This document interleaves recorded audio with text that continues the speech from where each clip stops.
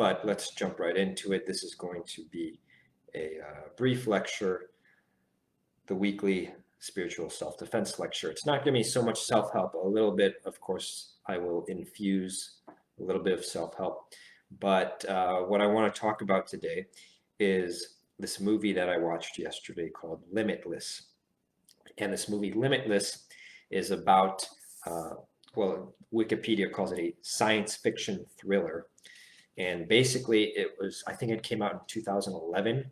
It's about this guy who's like a struggling author, like he's trying to write his masterpiece novel or whatever, and he can never get it done. And then he ends up running into this drug dealer who gives him a pill, and this pill is like this like magic pill. In the movie, it's called NZT48, and it's this like magic pill that allows you to use all of your brain. We've heard of this this thing called not this thing. People say like we only use 10% of our brain, right? So this drug supposedly allows someone to access 100% of their brain. Of course, this is fictional. And so what happens in this movie is this character starts to, well, he publishes his book in like 4 days or finishes writing it. He starts investing in the stock market. He starts like meeting people. He starts building connections. He's very intelligent. And yeah, I'm not going to spoil the rest of the movie, but that's the basic foundation of the plot. Now, what's interesting is that the movie, you might watch it and think, oh, wow, this would be so crazy. Like, what if people had drugs that made them smarter, right? Well, that actually is the case. Like, that's actually, like, it's not really fiction. That's not really fantasy. That's actually, like, real life.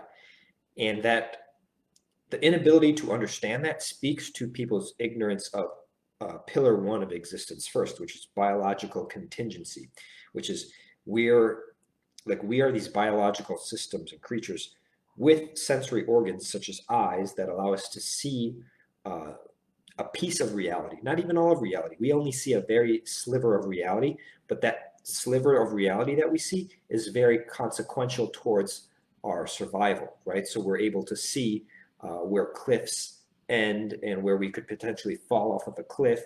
We're able to see tigers that are like running at us about to kill us. Like we see these things, right? Because these are survival organisms. So you should start thinking about your senses, like eyes, ears, nose, mouth, whatever, as survival tools versus like, oh, this is telling me about reality.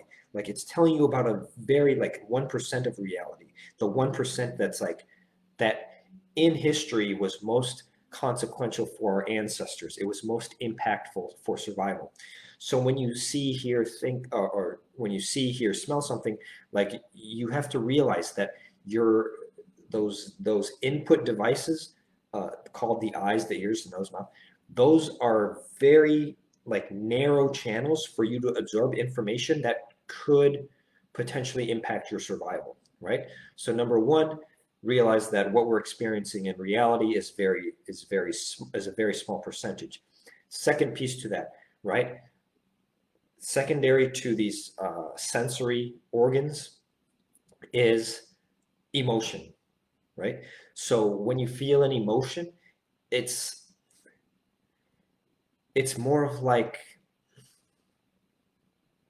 it's a signal, right? It's like your friend who's next to you and sees a saber-toothed tiger coming at you and you don't see it, and then your friend says, look over there, like there's a threat to our survival, right? So it's like an emotion is like a friend telling you like, hey, look over there, right? Look at something.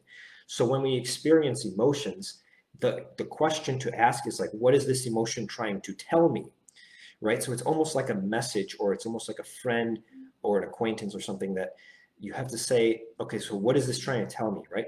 So if you wake up tired, okay, what is that trying to tell me? Like, was there too much noise that I didn't sleep well last night? Am I like anxious over a decision that I'm trying to make in my life, like a big life decision? So the bulk of it is beneath the surface, right? The emotion is that tip of the iceberg. It's that little flag. It's like a notification on your phone. It's like bing, and then you have to look into it. You can't get mad at like, oh, the notification on my phone keeps coming up and I'm so angry at it. Like, you have to see, what does it mean? What is it trying to signal to? What is it saying? Like, a notification on your phone could say, so and so liked your post, so and so shared your post, right?